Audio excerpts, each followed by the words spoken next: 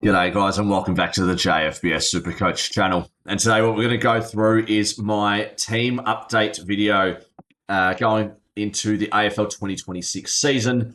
You're probably wondering why has it been so long and why has it been late? Just haven't found the time, and I've prioritised a couple other videos, and I also can't be bothered. I'm a bit tired, which is a joke. Working later nights and can't be bothered doing it during recording during the day, which is a bit unfortunate, but that's okay. Today we're going to be doing probably the second last team update video. I'll do one on Wednesday just in case I've done a couple minor changes. I'm sure I will, just like everyone does when it comes to changing a team. It seems that I've changed my team thousands of times, so don't worry about if you're in the same boat as me. But after watching a couple of the preseason games, haven't watched them all because like I said, I haven't found the time to watch them all. And I'm not watching the minis because they're going to be a pain to watch. And there's no way of me watching I can't go back and record the preseason games, which is annoying, or download them. Not that I think I can be bothered or I want to, add extra unwanted storage to the Foxtel. But anyways, let's get it started with my team. Starting off in defence, we've got Nazai Wanganeen-Miller. Now, I'll be honest, it was before the Essendon St Kilda game. I didn't have Naz once in my team, I don't think. The whole preseason. Watched it, went, and I had a lot of money, by the way. I think there was at some point my whole team, I think I had about 150K. Not that I was happy with how much money I had or my team, but that was the first time my team I was actually, you know what, I can feel comfortable going into the season. Then I saw Naz and I was like, oh, I can't skip on this bloke. He's unbelievable. And there's a reason why 56% of the comp has him. I don't know why I didn't have him in the first place. There's not much more for me to say for that. Next guy, I think it's pretty self-explanatory. I don't need to be talking about him. Everyone knows why he's got him. Good fixture. He'll be top 6. Let's move on. I don't want to waste your time. Number 3, we got Jordan Clark at my D3 at the moment. $500 less than Connor Rozee. Only 9% have him. There was... there's conversations that Luke Ryan's not even going to make the best team. We can have a look at what he scored actually on DFS.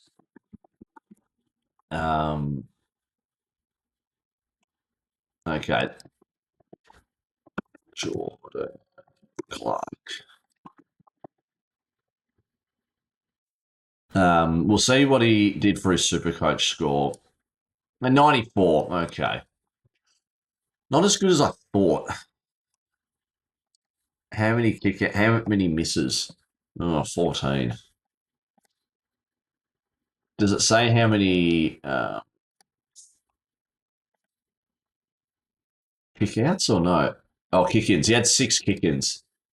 Let's have a look at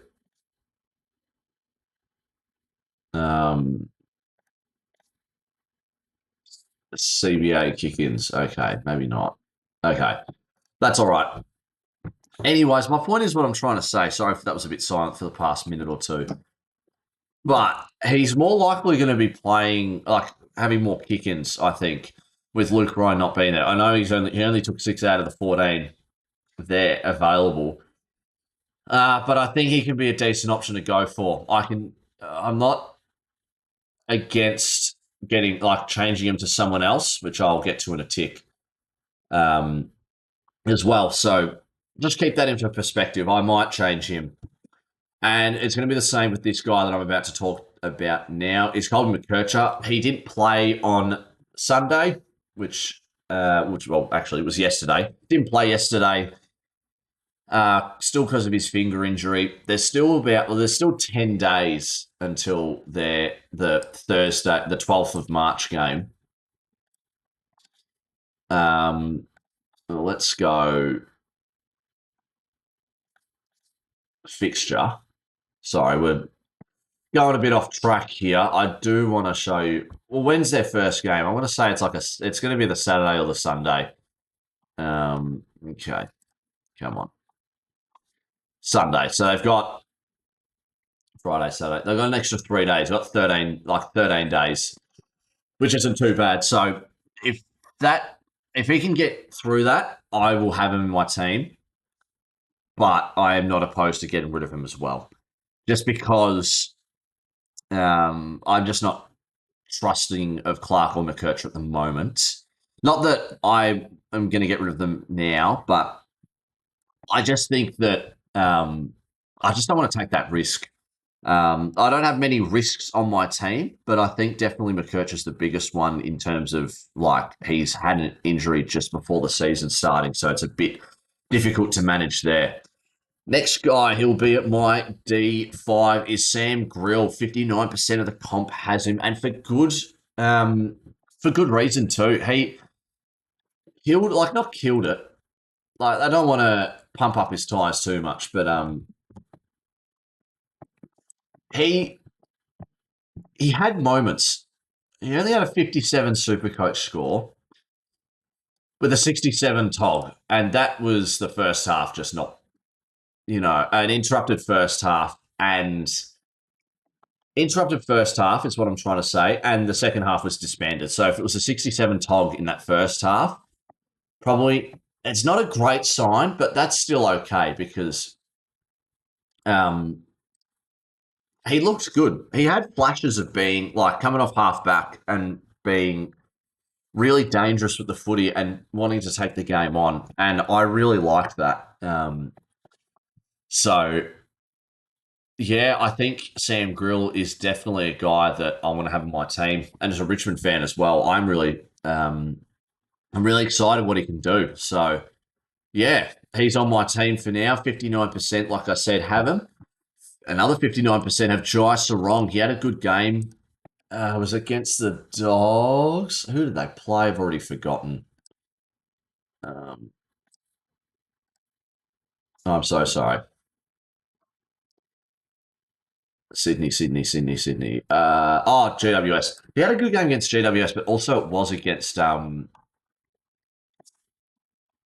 I look at the? Oh yeah, here we go. Player stats. I'm slow. I think he had 18 disposals or something like that. Yeah, Jai Sarong had 18 disposals. Could probably get into more detailed ones, just not on here, which is okay. But yeah, he played well against those two games, and it seems like he's got a position in that Sydney defence. So he's in my team for now. D7 is Josh Lindsay, played really well as well. I think about 22 disposals, 7 intercepts. We can have a look here, actually. We can probably look at Sarong while we're here. What his SuperCoach score was against GWS while we're at it. 79. That's pretty decent for his price. And then we'll go with Lindsay, Josh Lindsay from West Coast. Only a 64. Okay. I thought it'd be a bit more, but that's okay. Was playing the halfback role. Even if he does have a 64, I've got this thing. I've got SC Projector, which I highly recommend you guys go for because I can't do it here. That's okay. I'll show you at the end of the video. But basically, you can put your own custom what you think he'll score and how much money you and it like projects how much money he'll make. So Josh Lindsay, a good guy to go for, and to round out the defense is Lockie Jacks from the Bulldogs. Seems like he's got that halfback role locked up. Bailey Dale might miss round 0 and 1, which means he can definitely make some money early on, which is really nice. And then Lockie Carmichael was injured as well, so he's kind of taken over. I didn't watch the shout out to SuperCoach Saw Play. I didn't watch the Bulldogs podcast, but the other videos that they were referencing to that video to that podcast with I forgot who it was from, but it was a guy from like a guy's gone to like basically all the Western Bulldogs trainings, and he's just said Lockie Jackson's good. So I think I'm just going to stick with that And he did play well. He did play well that one game. I'll have a look here. Sorry, we're going through DFS a lot. Oh, okay, it was a 44. He had 16 disposals, though, 11 kicks. Does it say turnovers? Doesn't really say, hey. That's okay. That's all right. I'm sure it'll be a bit more friendly when the season comes around. 44 is still fine, like just for now. Being at my D8 there. So midfielders going from top to bottom. We're going big. We're going big. We're going Marcus Bontempelli and Zach Butters. You're probably wondering why. Okay, we'll talk about Butters real quick. Butters, like with Rosie, it's pretty plain, like blatantly obvious why I'm going for him. Easy schedule, starting schedule, no early bye, and he's Zach Butters. He'll be your top 8 midfielders. He's not leaving my side for the whole year unless he gets injured. As for Marcus Bontempelli, 27% have got him. And he does have the early buy, and you're going, well, you're going to lose out on points early, which that is true. That is true. But considering that he is 9 points more expensive than Zach Butters, and then you've got 11 points more expensive than Hugh McCluggage as the next guy, he'll make that he'll make up for the points in 10 rounds time if it's with those averages. And what I mean by that is that I heard something interesting where I didn't have him in my team originally. He's been in my team now for about maybe 2-3 weeks, so he's been there for a while, but didn't really think about it. So the rule that you could play is at 5 points, because if Bont's averaging 130 each week, yeah, sure, he's 100 points behind. Let's say Andrew Brayshaw. Then the next week, if he scores 5 more each week, he actually will score just about the same by the end of the season as Andrew Brayshaw. But considering he's 15, 17 points difference, he could get that easily done by halfway through the year, and then you've still got the second half of the year of him absolutely dominating. You don't need to find a way to trade him in. That's just my opinion. I'll get to what I kind of want to. My current issue is with my team. It's not a massive issue, but it can include getting rid of Bontempelli, Clark, or McKercher. Next guy, we actually were speaking about him just before, Andrew Brayshaw. So he didn't. Someone say broke out because he's always been there, but it was his first year, I believe. Kind of since 22. 113.9. He had an average of about 105, I'm pretty sure, towards the back end of the year. But at the start, he was really nice. And who am I looking for? Andrew Brayshaw. So, back end of the year, look at this start of the year here. 101, 106, 130, 135, 155, 120, 157. His first 7 games was averaging 129. So very nice there. And let's just do his last 7. It was an average of 106. So it's a big difference there. I think I want to go. I mean, this is the reasons why I'm going for him is because he doesn't have the early buy.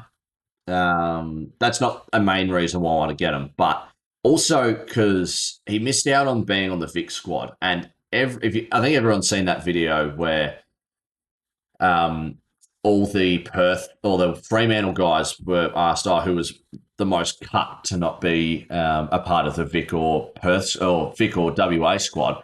And nearly everyone said it was Andrew Brayshaw. Now, we don't know if State of Origin is happening again next year, the year after, but you would think that this man here would be trying his heart out to try and get and play for Victoria. Now, to be fair, it is a very strong team.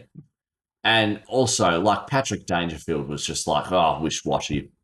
Like, why did he need to play? I thought he was better than Sarong last year, and Sarong got ahead of him. which I thought was interesting. So I think he's going to turn it up this season just because he's pissed off. He's going to be proving a point, you'd think. And that's what I'm really hoping for. So that's why I'm going for Brayshaw, and I think he's not a bad option too.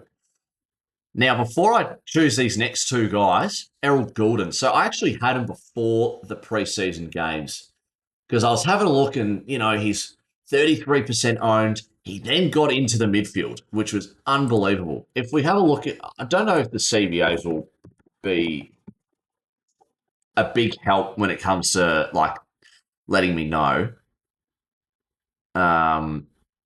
Look at 8. And he had 33 in the first quarter because he got just a little injury concern.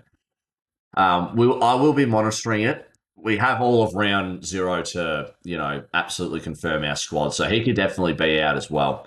Also at the early bye, but 33 in the first quarter. He had 8% of CBAs, but that's across the whole game. I don't know what that means throughout the, comparing the other 3 quarters of what's that in the first quarter? Could it be 25% maybe? I'm not sure. But that's why I got Errol Goulden. He's going into the middle. I think the out of bounds rule, if he's on the wing, will benefit him because if whoever's opponents kick it on the full, not on the full, but last out of bounds, it's a free kick to him and it's a kick. That's maybe 8 points. If he does that twice a game, it's 16 points for just free points right there for Errol Goulden, I think. So that's why I'm going for him. I think he'll definitely average a lot more. An average of 111 in his third year as well. So just remember that. I reckon he'll absolutely do bits for Sydney this year. Next guy, you're probably surprised. Now, look, I'm kind of surprised 16% have gone with Sam Walsh. But let's have a look. He has had a pretty uninterrupted preseason. Last time that happened, it was probably 2021. I did look it up on ChatGPT or something like that. AI told me it was around these 2 years with the last time that he had a full preseason. 117 in his third year and 111. He is 19, 20, 21, 22, 23, 24, 25, 26. He'll be 26, 27 this year. He's in the prime of his career. He's in good shape. And if he's at 117, if we look at all the other midfielders, he's around price 630, which is really, really nice. Now, that's if he gets there, and I reckon he will. That's my hot take. He'll be a top 8 mid by the end of the year, and I really want to get onto it early. And it's frustrating that 3 of these guys have the early buy, but I'm willing to, take the bullet, honestly. I don't really care. I listened to the SuperCoach Saw Play podcast of the previous winners. They don't really care about matchup, and when it comes to early season buy, obviously you don't want too many because then you'll be a bit behind. But still, and they're going for a bit of a vanilla team, which is fine. But I think if I was to add a little bit of spice, Sam Walsh will definitely be there for me, and I think he'll be great. Next guy, I think everyone's got him on their side. It is Hayden Young, 53% have him. I mean, for good reason. He was starting in the midfield, and I think he actually scored really well in the first half, but didn't do much in the second, I'm pretty sure. We'll see what his SuperCoach scoring and his CBAs were. So 64% CBA, 116. He had 24 disposals. Yeah. I think he's a bit of a no-brainer around that price, so you should probably go for him. Next guy, I'm a little bit worried. Darcy Parish, 45% have him.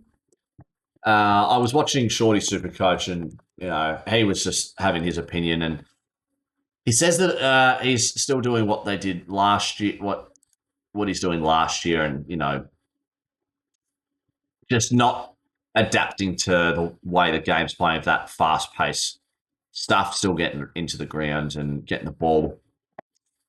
72 CBA, 76. We'll check out at the end I guess, what it would look like for him if it was averaging 76. But there's a couple guys where I'm like, oh, it's him, Gordon if he's healthy, Bontempelli if I want cash, Clark and McKercher. These are all primos, which are easy to like switch around for your liking. It's just where rookies where it's like, oh, who's actually performing well? Who's a guy that I really want? And then to wrap up the midfielders is Jagger Smith. I mean, do I need to say any more? 37 disposals in the practice game against Geelong. Absolutely ripped them apart. He was playing unbelievable. I think it was 140 SuperCoach he had. So please do yourself a favour and get him if you don't already have him. But I think whoever's watching this has probably already got him. 126. I think it should have been more, but that's okay. All right, rookies on the bench. They're all a bit weird. The rookies, not the rookies themselves, but just in general. In the past month, we've really kind of opened our eyes of like, oh, there's really not much options. Like, this guy hasn't performed as well as we like to, considering at the start of the year. Like, Dersma and Ewan have okay, like weird roles, but they're too expensive. Like, they'll make you money. And my excuse was, well, Levi Ashcroft played on the wing virtually the whole year. And normally the wing's like a place where you don't really want to go for players, but Ashcroft turned into a 400k player. So that was my excuse. But I think I'm okay not paying up for the pick 1 and 2 price, I'll be honest. So that's just my opinion there. I don't want to go for Ewan. I don't want to go for Dersma because it leaves me with enough money to make this team that I'm really comfortable with. But with Dyson Sharp, I'm pretty happy with him. I didn't really watch. I was paying attention. I was more paying attention to the St Kilda players because, St Kilda. But he had 15 disposals, 63 SuperCoach, but only had a 3 CBA. It's out of him and Farrow. I know Farrow's a bit more expensive, but it didn't look like he had a great game either. 52, 11 disposals. I don't know what DE percentage stands for, unfortunately, but it's out of him and Farrow, in my opinion. But at the moment, I've got Sharp because I can afford him. So I'm going with him. And another guy from that game, the Essendon St Kilda game, got Jack Carroll. I think he looked actually good in the second half in particular. Or was it the third? Something around the third quarter. Someone mentioned it in more specific. And I was like, he's actually good. They did play Sinclair. Oh, God, did they play Sinclair? They did, I think. So if they're still playing Sinclair, I know Hunter Clark didn't play. But I think Jack Carroll still holds a spot there down back. So I'm really excited. Something drastic is going to have to change for him to get out, honestly, because I think he's got one of his spots. He's got a lock spot, in my opinion. And then a guy that's just kind of rocked up, not out of nowhere, but he got signed as a SPP, 99k, Blam Myers. What did he have? He had a really good score, and it's not his thing's not even there. Oh God, I can't see. But he had like I'll find it on the Instagram if I can while I'm talking about it. But it seemed like he had a good amount of score. Like here it is. So 24 disposals, 7 score involvement, 6 intercepts, had an 87 score. We can do the projection later on, but I'm probably going to forget half these people and their projections. But an 87 for for that type of rookie is getting you at around 470k. Now, I'm not saying he's going to get to 470k. That'd be amazing. But, even if he's at 60, like he's still making 200, like 200, 300k, 200k. Which is really good at his price. And it's probably going to be a lot quicker than someone else averaging 60 who's 20k, 60k cheaper. So, more expensive.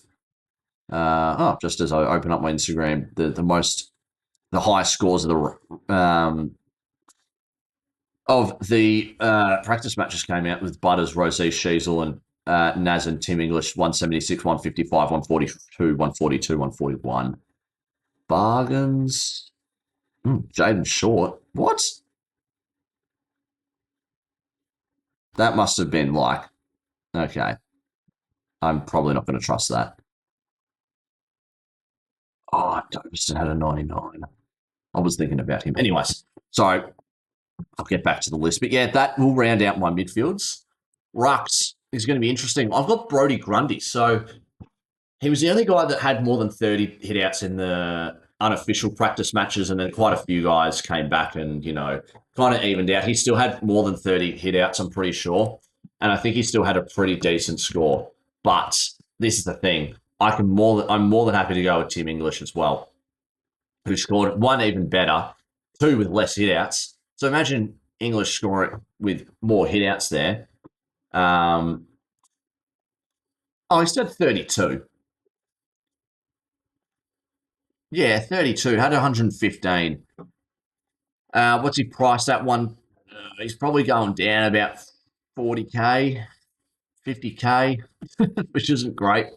So I can definitely go with Tim English because he's 70K cheaper and he can definitely average around that price. So I probably might go with that, but we'll just keep it for what my team is for now. And then I think the most obvious pick is Lachlan McAndrew. We'll have a look at his score here. But he just looked really good in the second half, apparently. I didn't watch it, but he had a good score. A 91. He had, where's his hitouts? I've 33 hitouts. I think that's very nice. I think we go with him. I think everyone should. 68 CBA as a ruck isn't too bad. So they're probably running a second guy. 91 average. He's what? It's probably around the price that he'll be averaging, and that's what in between DeConing and Sweet. It's probably just under 500K. You could either keep him or upgrade him to another primo, I reckon. And even when Nick Bryan comes back, maybe if Ned Moyle gets a run, or Dante Vicentini, or some of these guys down here get a good run, then I feel like that's not bad. But at the moment, McAndrew is probably a no-brainer pick. And then to have my R3 is just Kalani White at the moment. Another 99K rook. Moving on to the forwards, going to be very easy. Harry Sheasel, Sam Flanders. Okay, don't want to do that. I mean, what more can I say? Sheasel had the third highest score in the community series practice matches. And Flanders had an amazing game against Gold Coast and a really good game against Essendon. People are saying he's going to be the Bailey Smith of this year, and he definitely will be, I reckon. He could honestly be F1, but Sheasel scored 142. To be fair, it was against Collingwood's VFL, so a bit different there, but Flanders, Sheasel, absolute no-brainers. Then we got Mateus Philippou, also another rookie who's kind of a no-brainer. I really liked how he played. He's a really aggressive player, which is nice. He stuffed up a couple handballs, which is okay, but I think he's a guy that he'll be good. My hot take was that he'll be a top 6, but it's going to be kind of hard to get F6, I reckon. Next, we got Todd Marshall. He's gone back up in percentage. I did not have him for a bit. I had him for all preseason, and then I didn't have him for maybe a week or two. And then I got him again just because I didn't watch the game, but it seemed like he did have a few kickouts. I'll have a quick look. Seems like he did. He had a decent SuperCoach score. I think it was maybe a 70 or 80. 85. He had 3 kick-ins or kick-outs, whatever you call them. He had 18 disposals. He had 10 marks, which is really nice. So he can average an 85. That's like the Sam Powell-Pepper from last year as well, who I had, and I was super happy about having him throughout that preseason. Next I've got can definitely change. I can't even spell his name. Okay, can't spell his name at all. Arthur Jones. I thought there was a U in Arthur at the start. But he looked good. I thought he looked okay for that Bulldog side. I don't know where Let's have a look where it said he started because I kind of forgot. He was just running around everywhere in the preseason game, but he had a 68, which is actually totally okay. Well, he started on the interchange, and for the amazing reason they don't have their heat maps here. That's what really pissed me off in the preseason games. They didn't put the Telstra trackers on them. But 68 for a 119k rookie, that's still fine. I don't know why. You can have a look at my tips. These are my tips, I guess. But I feel like he's a good option, and he's kind of snuck up on everyone. A guy that played well, SuperCoach wise, okay, just not working. Was Dev Rob. 62% of the comp have him for good reason. I think he'll do really well. He had a 98 score. Looked really good. I didn't watch it, but a lot of people are saying it. Next guy, Leo Lombard. He's got that wing spot locked, it seems, or playing half forward, a bit of half back. It seems like he's really fit at the moment, so why not go for him? Another guy that may change what might happen is Finlay McRae. He had a good score, I'm pretty sure, in the practice match too. We'll have a quick look with him.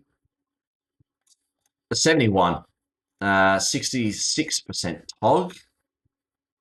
And that's actually okay, minus maybe the 2 or 3 players that they kind of switch at halftime, just, not to get too many injuries.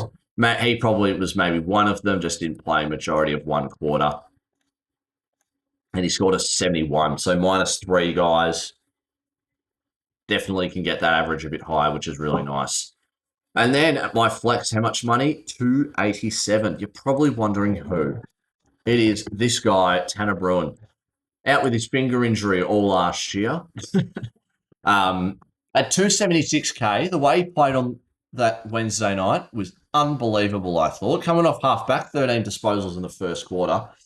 Probably a bit quiet for the rest, not the rest of the game. He did have some good moments. But it's hard to pass up a guy that had a 90. He had a 96, 70% TOG. Definitely will improve. Had one kick out, and a 96. 27 disposals all up. So I'm going to go for him. He's going to be another mid-price that I want to have on my team. He'll be a really decent option, I think. And that rounds out my team. Now, the issues I wanted to talk about, we can just optimize it. Now, that's another thing I want to say. It does not matter if, like I see on Twitter, I see on TikTok, I see YouTube as well. Some people talk about their projected score. It does not matter early on.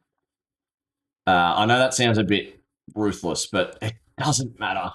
And it kind of frustrates me because you look at Jagger Smith, who scored 127. He's projected 22 against Richmond. You'll get that in like the first 5 minutes.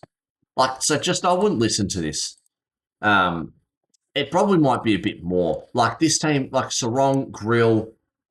Well, I think McKerch would have a higher score of 74. And say with Hayden Young, you got Jagger Smith, McAndrew, Flanders, Philippou, Robertson, Marshall, and Bruin. I've just named all my guys. I think they'll average more. That's why you got them. But you don't listen to the overall projection because that's what it is. Anyways, that's my semi-rant gone. The issues I have is that I want Tim English, but I don't want to get rid of Grundy because I think it's an English Grundy situation. I'll have a look at Luke Jackson and see how he went. 76, okay. So my options are, because this was the other thing, sorry. Let's look at the fixture here. We'll zoom in. So the fixtures for Sydney and Bulldogs. Bulldogs play GWS. We saw how Tim English manhandled Lloyd Make a bit. That's an easy win for him. Where's Sydney? Sydney's playing Brisbane. Come on. I think that's okay. Why we got this? Cool. Round 2. We saw what Sydney did with what Tim English did to Lloyd Meek. Grundy will do that. Bulldogs versus Adelaide, with the more experience that Tim English has, you're probably taking the edge on English. Round 3, they both have a bye, so that's the big issue that I have, is that I feel like you can't have both, and I really do. Round 4, Sydney plays West Coast. Come on. You can't go past that. Bulldogs play Essendon. Like, Blackiston's great, but Tim English is like another, 10 centimetres taller with probably maybe a 5-inch leap difference, but that probably rounds out to being jumping at the same height. Round 5, Sydney plays Gold Coast. Jared Witts. Dogs play Hawthorn. We saw what English did to me. Sydney plays GWS. Bulldogs played Geelong. It is such a good matchup for them. I could probably keep going. Oh, they play each other. So the first 6 rounds, both guys have good matchups. Could probably keep going. Oh, maybe not. Sydney, Melbourne, and then Dogs, Freo. That's probably where we stop. So it's round 6. The first 6 rounds, these guys have a really nice run. The problem is that I can't have both, and that's really frustrating. So I've really got to have a look at which ruckman averaged more against the opponents that they'll be playing against, which is really annoying because I want both of them really bad. And I think they might be, I reckon they'll be R1 and 2. Doesn't matter who's going to be where, but maybe I'll go with Tim English just because who do they play again? GWS. So GWS, Adelaide by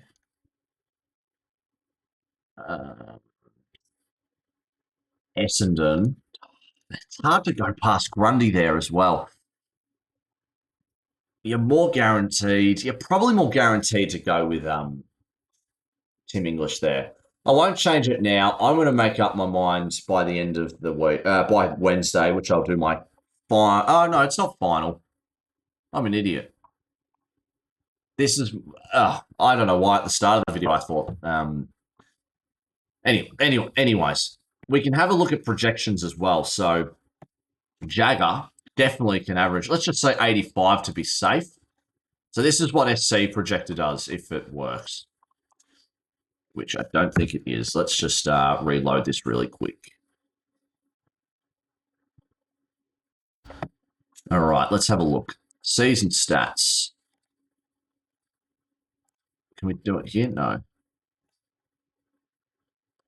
Here we go. So you can actually change it. So I reckon let's just do 85 for the whole year.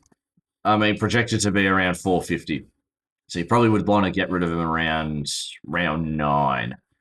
Or if you like him averaging that amount and you've got other rookies that are making money, then you'll probably get rid of them first. But, it doesn't matter. McAndrew will make money, I think. Well, Harris, he had a 76. He's really kind of worrying me. Let's just do the first 3. I'll just do 75, I guess. Projected only makes 17, in the first week. Don't want to take that risk. Could be another rookie. So we've got 1, 2, 3, 4, 5, 6, 7, 8 rookies on field. He could definitely be a guy to get rid of, I reckon. Pucker. Yeah. That's going to be it, I think. So that's my 2nd of March team going into the 26th season. I really like where my team's at. The issue that I had that I was talking about is having English and Grundy, but the more I think about it now, I think I just need to go with Grundy or English. I think I might go with English, 70k cheaper. Probably the easier matchups, probably. So, but would like to get Grundy at some point at a discounted price. So, yeah. we'll have a look at round 0. That'll be a very good look for Gordon and Walsh, I reckon. Do we keep both? Do we have only one? Does one of them underperform? To be fair, Walsh is playing Richmond, and then round 1, Sydney's playing Brisbane. So it's a bit harder for Gordon there compared to Walsh. The buy situation we can talk about as well. Round 2 is pretty easy. We lose Walsh and probably an 80 average score of Smith and Bruin. So not too bad. And they've got 1, 2, 3 Primos gone, and then quite a few here. You got 1, 2, 3 gone there. So it's actually not too bad how I've set up the buys. Round 3 was my biggest issue, but I guess it's three Primos is probably the most you could have as a buy. So I think I've done all right there when it comes to that. But yeah, that's going to do it for me.